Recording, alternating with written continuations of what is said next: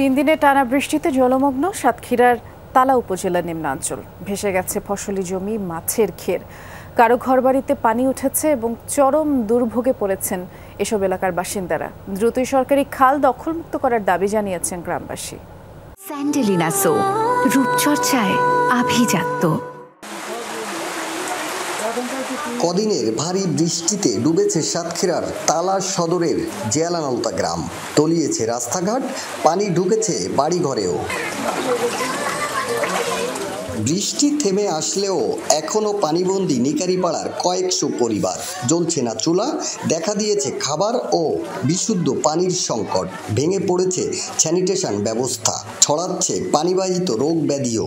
টানা বৃষ্টি আর আমরা গরিব গরিব মানুষ, আমাকে পা পচি যাচ্ছে, গায়ে যাচ্ছে বিষাক্ত পানিতে আমাদের সমস্যা, যাওয়া আসার কষ্ট, রান্না বান্নার কষ্ট, বাচ্চা কাচ্চা নিয়ে কষ্ট। বাচ্চা কাচ্চা পানিতে নামতেছে, চুলকানি হচ্ছে, গা হচ্ছে।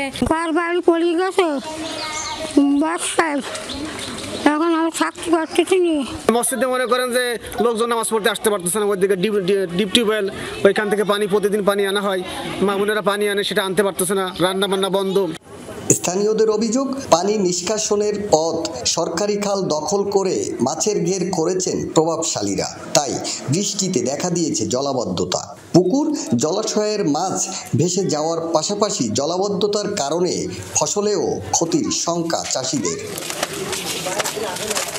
খালে আটকাই দেয় সরকারি খাল, এর জন্য জলবদ্ধতা আমরা এই দুর্ভোগে আটকে আছি। ঘের করতে করতে মানুষ একেবারে কবরস্থান পর্যন্ত চলে এসেছে, যে কারণের জন্য আমাদের জিয়ালানলতা এই জলবদ্ধতা। ঘের টোটাল হচ্ছে 5টা, আপনার 600 থেকে 600 বিঘা, 650 বিঘা হবে। আর ক্ষতির পরিমাণ 4 থেকে 4.5 কোটি টাকা মতো ইনভেস্ট করা। ঘের প্লাবিত হয়ে গেছে, মাছ বেরিয়ে গেছে। বৃষ্টি হয়ে ধান অনেক কটা তোলাই গেছে, 4 বিঘের মতন। আরও অনেকজনের বেগুন ক্ষেত, কলা বন, আখ বন, এসব টমাটো বন, এসব তোলাই গেছে। টানা বৃষ্টিতে যখন প্লাবিত নিম্নাঞ্চল, ঠিক তখনই বেতনা নদীর উপকূল রক্ষা বাঁধ ভেঙে আবারও প্লাবিত হচ্ছে তালার ধানদিয়া ও নগরঘাটা ইউনিয়ন। দ্রুত কার্যকরী পদক্ষেপ না নিলে মানুষের দুর্ভোগ আরও বাড়বে।